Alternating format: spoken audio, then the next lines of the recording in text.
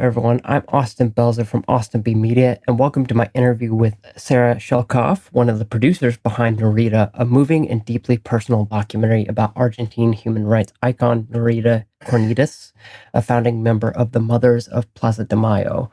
Through archival footage and intimate interviews, Norita traces her lifelong pursuit of justice for her son and for the thousands who disappeared under Argentina's military dictatorship. It's a film about love, grief, and the power of speaking truth to power. Sarah, it's a privilege to have you here. Thank you so much. It's wonderful to be here with you, Austin. First things first, obviously you've spent a lot of your career advocating for social justice and human rights. What drew you personally to Norita's story, and how did you know this was a film you wanted to help bring into this world? So I knew Norita for Nora Cortiñas, the protagonist, for nearly 3 decades. I originally had an internship with her organization when I was in college at the University of, I was doing a study abroad program at the University of Buenos Aires and Flaxo, which is a social science university for master's students generally, and had the opportunity to have an internship with the Madres de la Plaza de Mayo, met Nora, and then subsequently returned back to Buenos Aires working with the Madres and other human rights groups with grants, including a Fulbright grant. She was basically not only an academic subject, because I have pivoted from higher education and teaching to pursue this new world of documentary teaching, is how I see it. But she was a family member. Her organization was deeply important to me. Many of the Madres were dear people to me. Sadly, many of them have passed, because it's been nearly 50 years since the dictatorship and the disappearances. But that's how I got involved, because she let me know that this was happening, and I wanted to help in any way I could. Little by little, poco a poco, I became the lead producer. It was funny. I was actually going to ask about that entire transition specifically because, obviously that's I don't want to say a differing thing. Obviously you're embedded with those people all the time. So you said something that was really interesting. You said documentary teaching, I believe was the quote you used. And something I picked up on, I just finished watching it, by the way, Norita. I finished watching it about 15, 20 minutes ago. Saved by the Bell. Yeah, Saved by the Bell. Yeah. And that's something I picked up on, actually, was it's a different kind of documentary. It's doing what I notice a lot, I watch a lot of documentaries, and what I notice a lot in the first 5 or so minutes is what I call trailerizing the documentary, where the first 5 minutes is basically a trailer. Exactly. Kind of tries to draw you in. Yeah, it tries to draw you in, but you don't do that in this film, and I found that fascinating.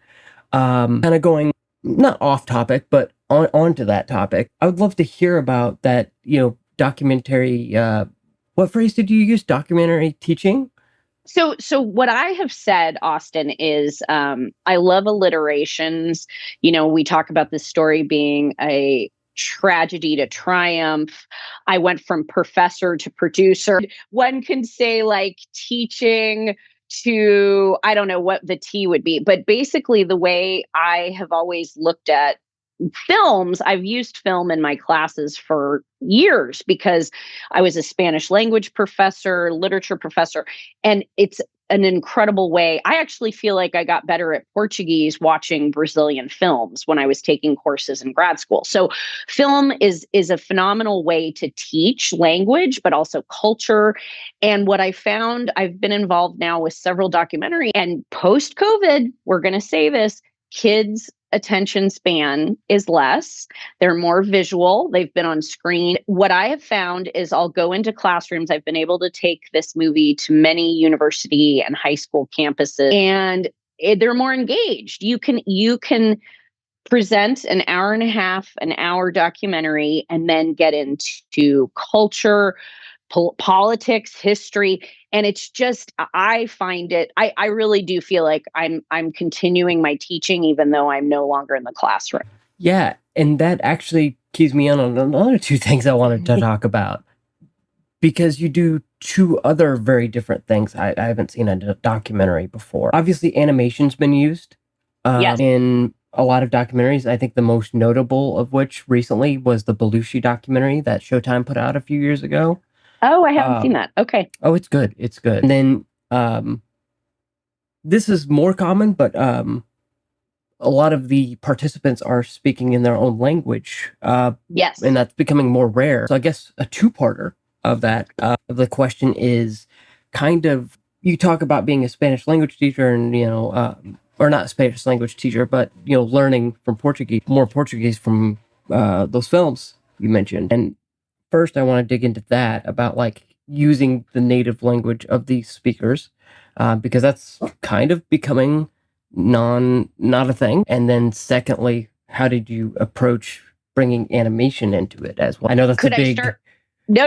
I'd love to start with the first one because I think it's a more succinct answer. So the team that I'm working with had the three principals, the two directors, and our director of photography and producer, Andrea Tortorese, Francisco Villa, and Jason McNamara, all started to film Nora, I want to say 2017. I got involved in 2008. Andrea is multi-talented, but she was our art and animation director.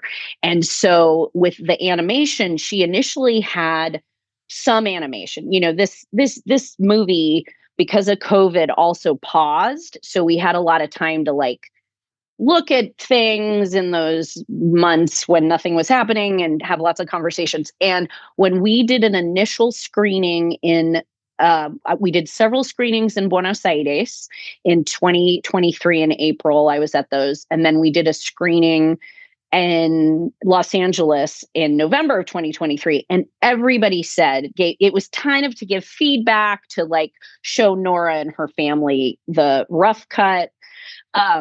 Also make it more succinct for international audiences, because what we were showing in April of 2023 was very Argentine. And I know Argentina, I lived there for many years, but a person like my husband was sort of our everyman who we would show cuts to. And he's like, I still don't get this part of Argentine history. And he loves history.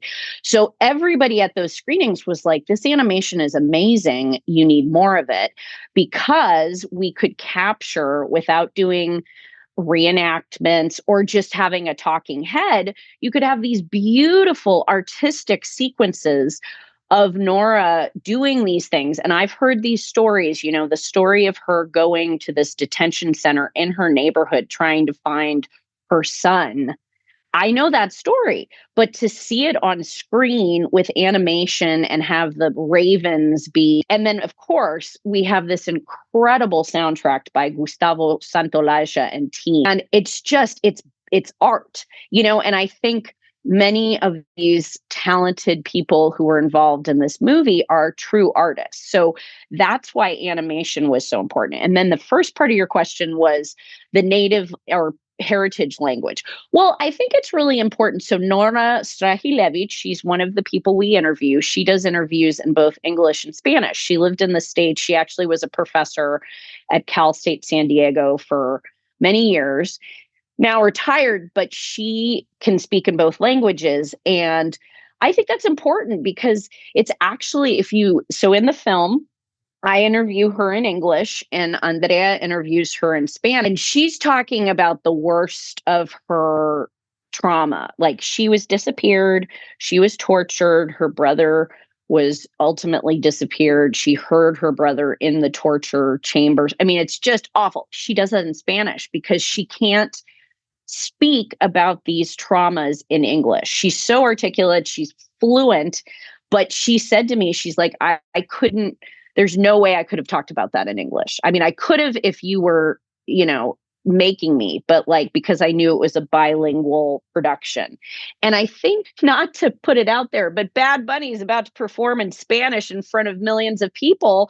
Love, love, love. Like we have a huge Spanish speaking community in this country. I would teach that to my students. I'm like, 60 million people are native speakers of Spanish in this country. We used to be in California, part of Mexico. We need to honor that heritage. And especially now when we are becoming this insulated, isolated, very strange. Yeah, I have a lot of opinions I won't go into, but I think it's really powerful, really important. And it gives, and this is an Argentine, it's an Argentine US co-production, basically. My company is the main company, but three of the main people working on it are Argentine or part of the Argentine community because they're married into the Argentine community. Yeah, and to speak on the part I think we're probably trying to avoid a little bit is I think I made a note. I'll make notes when I'm watching a review screener. I was like, man, I wish this could have been held for a few more months, and then we could have even more parallels to what's going on right now. Totally. Yeah. Anyways, we make in all of those conversations I have with students and viewers and friends and family, of course I make the connection because there's no way not to. But when we premiered in June of last year, we had no idea this would be so pertinent. And right. I really feel like that's one of my main pushes with this movie. It couldn't be more topical. And I was just at the University of Alabama, deep red state. I could make inferences to what is happening all over the country, in our country, United States, and the students got it. Like one professor had to make this one connection between rights and pro choice, and he did the hard work for some of these students, but like they got it immediately. It's not as if you're watching the nightly news and there's this one particular scene of the people being, ripped off the streets.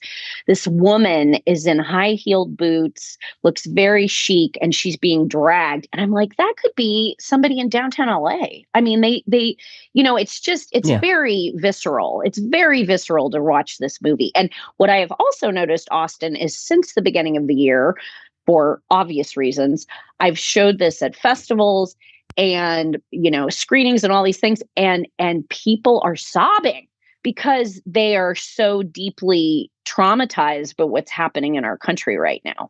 Yeah, I bet. Yeah, so that was a little note I made during the process, and kind of getting back to more talking about the body of everything. Another note I made is there's this kind of, I don't want to call it, for lack of a better phrase, tug of war between the two objectives this documentary is trying to achieve. So you've got I'm going to speak in technical terms, but A plot is this is very much a film about Norita herself and her personal 100%. Journey. Yes. And then you've got B plot, which is, or however you want to call it, which is telling the history of Argentina from the 1980s till right about 2023, I believe. Yes, 2023, actually 1960s until 2023. Yeah. Yeah.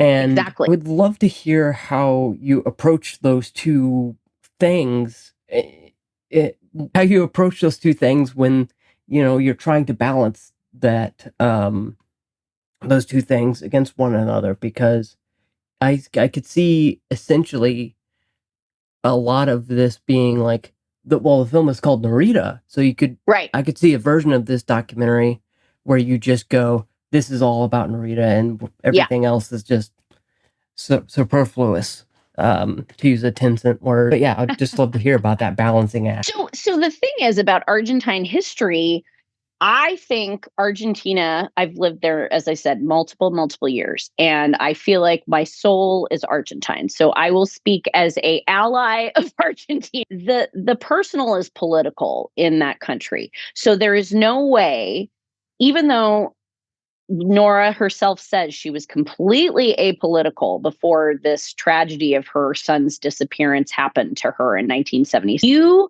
don't live in that country without it being political, right? It is political because it was a colonial, backwater by the Spanish.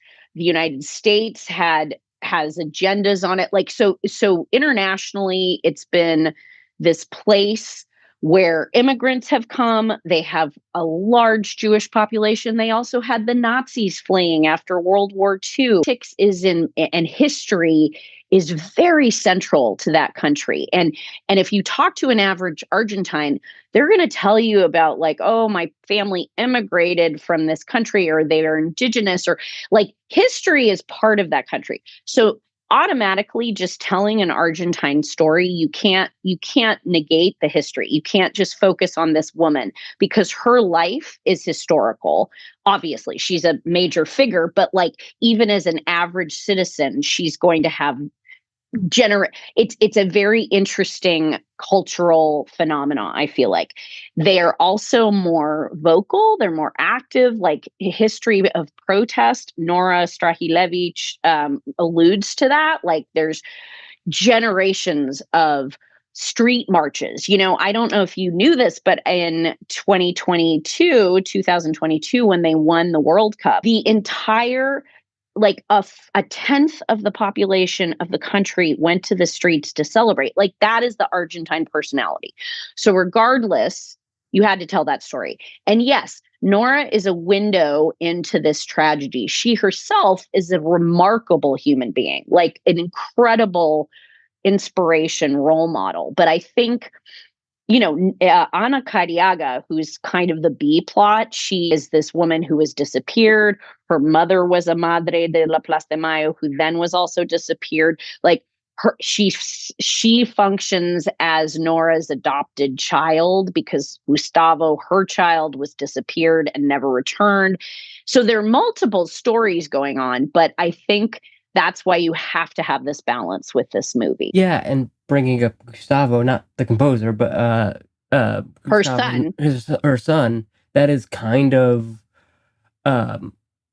the end to that history. Is like, here is the intersection. I think I made a note of about 25 minutes, and it is when it gains a real sense of focus, where I'm Yes. like, okay, it clicks. And, 25 minutes in, that's interesting. I think it clicks a little bit earlier, but I know what you're saying, because we toyed with having so much backstory about the Argentine dictatorship, decades of, these ricochets between dictatorship, democracy. Mm-hmm. It was getting really bogged down. And again, I use my husband as an example. He has been to Argentina with me. He's like, nope, don't get it. And so Jason McNamara specifically would be like, William's sort of my husband's William. He's my everyman. And it's important, his perspective, because if you show this to an Argentine, and, we have, obviously, and they're like, oh, yeah, I see why you kind of glossed over certain things. We're not glossing over it. You don't need to be bogged down by all that detail. Right. But yeah, I mean, I think her story is so intimately intertwined with her country's history. And so you have to have both. Yeah. And to note about that 25-minute remark, I do agree with you. I do agree with you, because I think I made another note. I'm just giving you all my notes. I think it's great. It is that I think a lot of documentaries, because this is a very different kind of documentary to anyone who hasn't watched it. It does front load you with that information. It's like, here's the context you need to know. Yes. And now that we've done that, let's move on and go forth in the timeline. Right. And get more intimate with Nora and talk really to these. And if you notice, no interviewed people are men. It's all women. I didn't notice that. Yeah. It's an intentional decision by the production team, which I thought was great. Yeah. And, talking about the production team really quick, you talked about it being international production. You had Argentine and American. And Australia. Jason is actually in Australia. Jason. Yeah. So Tell me a bit about that, because I mean, obviously that's happened before in documentarian um, landscape, but like with films like Collective and so many others, I could honestly list about 50. But but I would love to get your insight on that. Like how did that collaborative process work? Well, and I have to thank COVID for it, honestly, because this sort of no, really, because No, I I get it. COVID was great for me. I say that a lot. I could be on meetings with everybody in all these different places, and we could talk, very frankly about what was sent to us by editors. So we had 5 principals, and one of whom is, I haven't mentioned her, Melissa Daniels, who's located in LA. I live in San Francisco. As I mentioned, Andrea and Francisco live in Argentina, and Jason was between Argentina, Europe, and then ultimately in Australia. And then the sort of post-production house has been located in LA. The pre-production sound, Gustavo's team, there are 4 composers, 2 of them in Argentina, 2 of them in LA. It's been super collaborative across borders, which is amazing, right? Like that alone is so exciting in today's landscape, right? When we're all becoming isolationist. I'm so proud of that. And I think what we really needed, I mean, this is an Argentine story, but since I am a person who's lived in Argentina but based in the United States, I knew we had to make it more international. And if we wanted to have, because that's what I've spent my life doing, not only teaching, but I've brought the Madres and Nora specifically many times to the States to give testimony at universities, schools, organizations.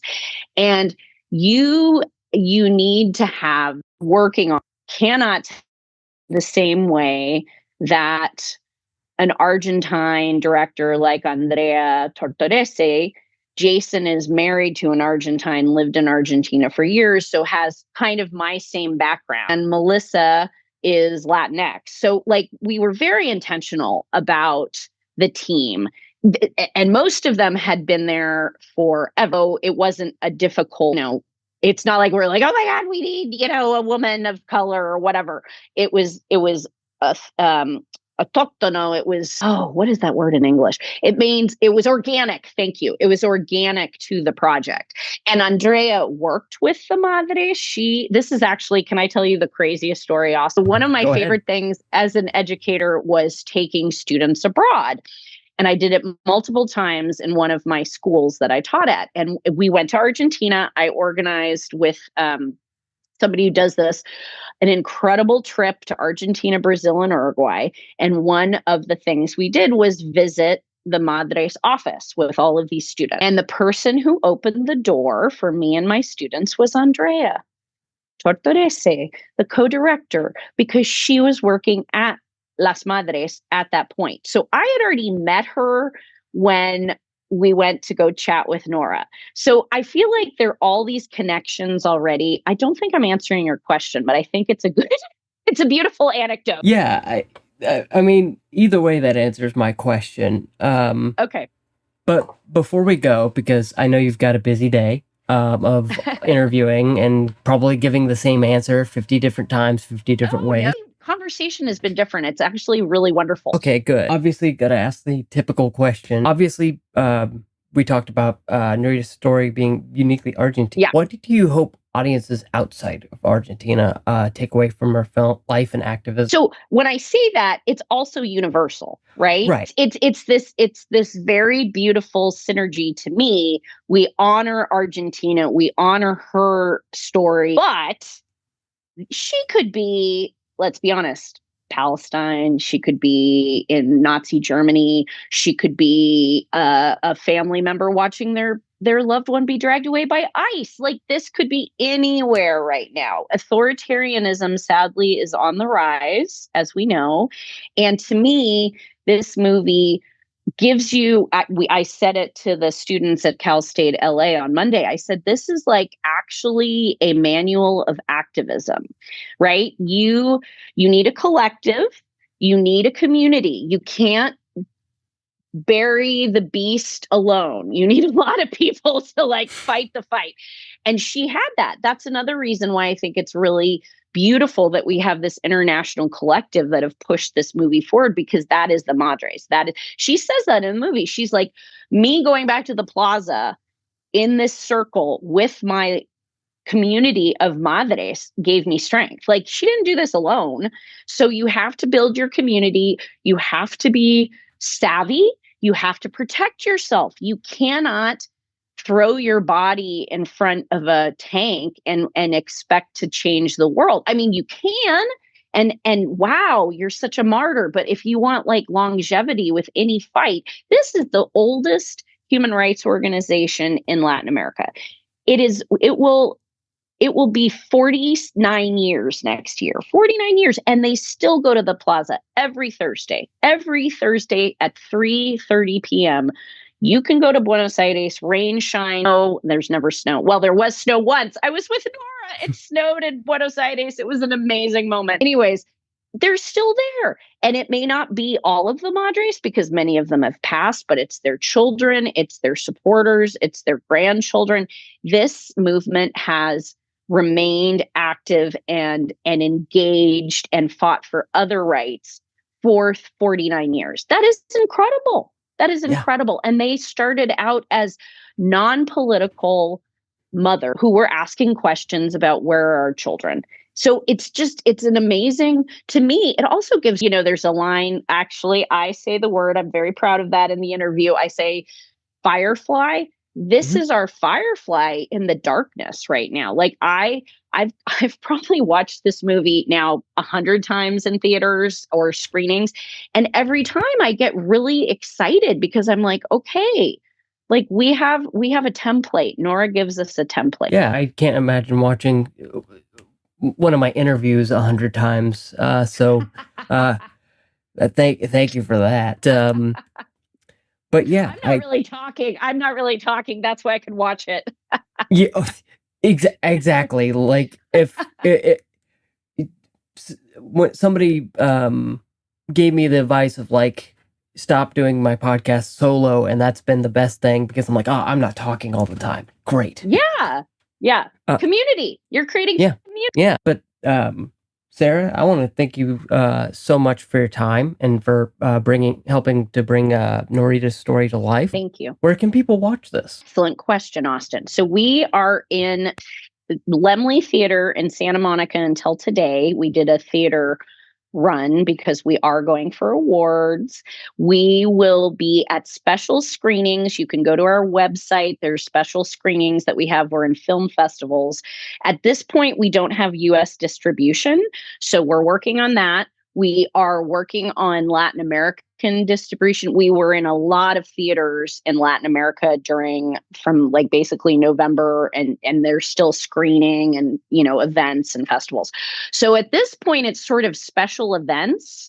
But if you look at our website, we're also on Insta, of course. Some of those can come up. And for example, we are in the San Francisco Latino Film Festival next month. And I know they're going to have an online screening option. We've been in like 23 festivals already. It's fantastic. It's just, oh gosh, it's just so gratifying. It's an amazing journey for this film.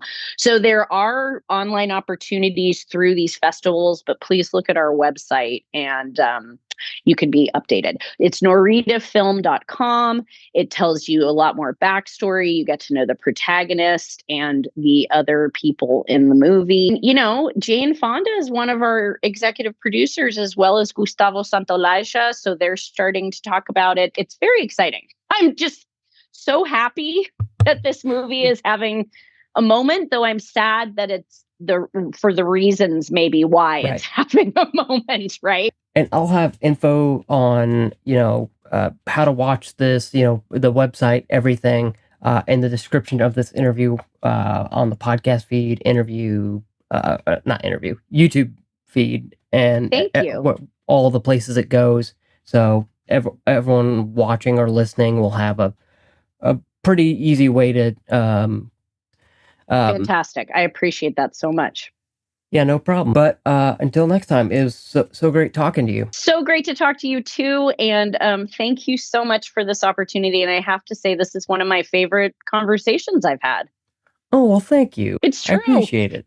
I'm very authentic. So I try to be too. I try yes. to be. Sometimes these Yeah. interviews can be kind of whatever. Yeah. Sometimes you get like three in a row and you're like, I'm asking the same questions. I really need a day off of interviews or something like that. But anyways, thank you so much again. Thank you. And thank you for your support. And, vamos, let's go. Let's go. Let's change things. Let's make it better. Yes, let's do that. Yeah. Thank you so much. All right. Thank you so much. Thank you.